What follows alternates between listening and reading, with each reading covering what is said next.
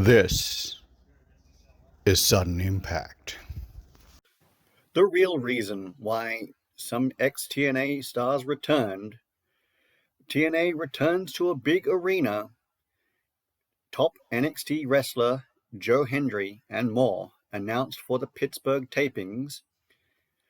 Hello everyone, I'm John, and welcome to another episode of Sudden Impact, your premier destination for news about TNA wrestling.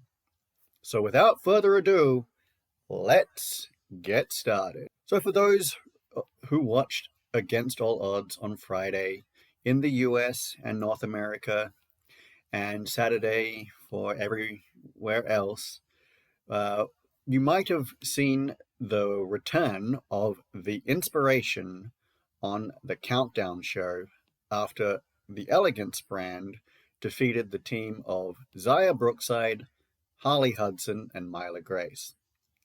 So it was revealed that the duo of Cassie Lee and Jessie McKay returned to the companies and have signed new contracts.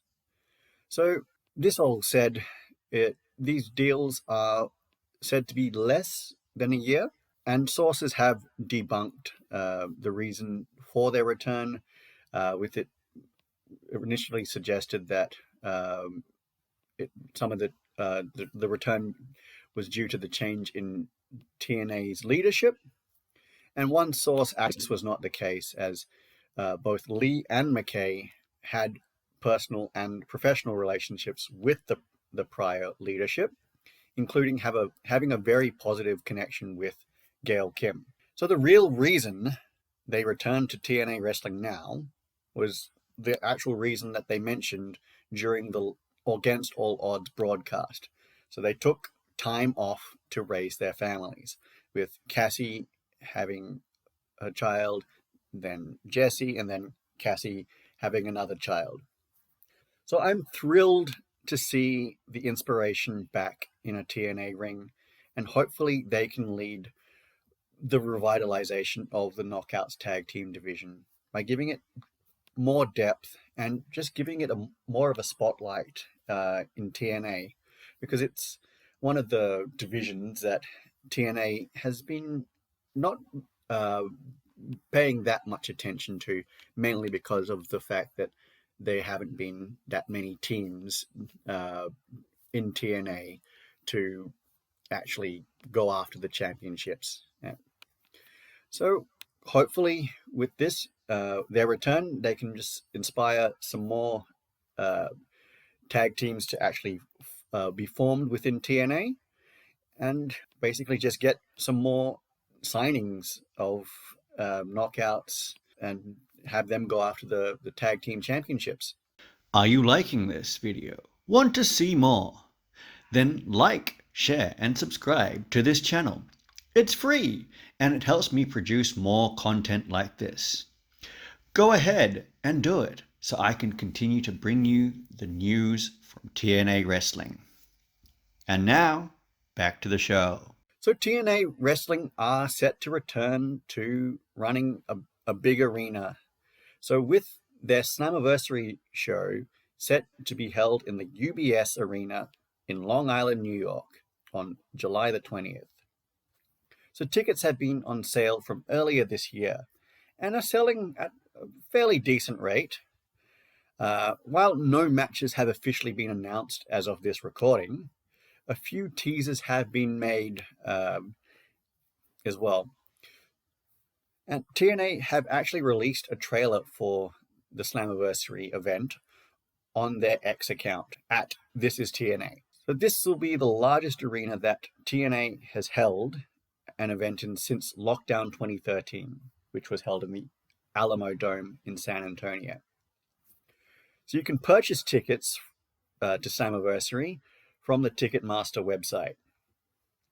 Now, while some may see this as ambitious or too soon to be running an arena of this size, and especially given the fact that the Rebellion pay-per-view attendance figures were seemingly mishandled, basically, it just seems that these people are looking for a reason not to go to the event. And that's where it doesn't matter if it's WWE or AEW or TNA or any other wrestling company, even your local independent company could continue to hold events in the medium venues that they are currently having their events in now.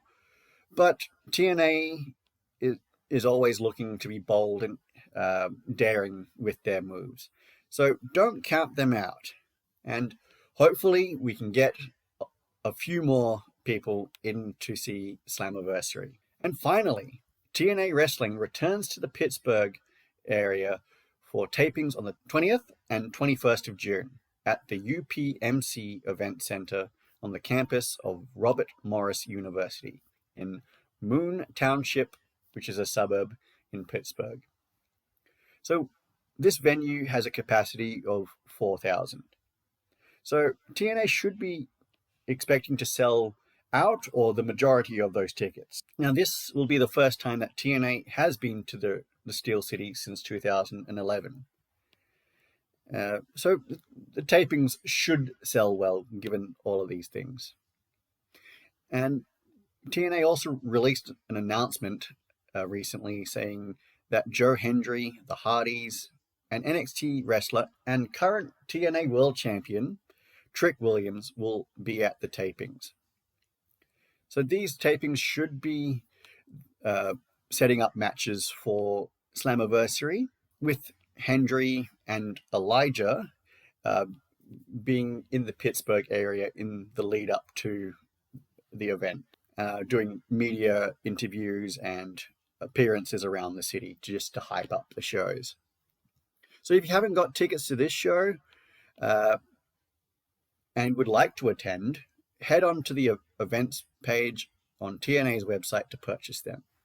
The tickets start from $55.80 in Australian for general admission, and with the platinum tickets selling for about $105.60, again in Australian dollars.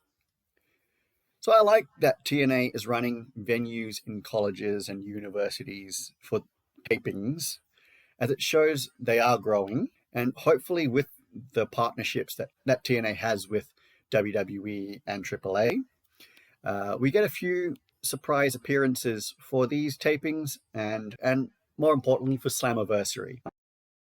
That's all for this episode. Remember to like, share, and subscribe to the channel. Leave your comments down below and ring the bell for notifications on new videos. Also, catch this episode wherever you get your podcasts. Until next time, I'm John, and this has been Sudden Impact.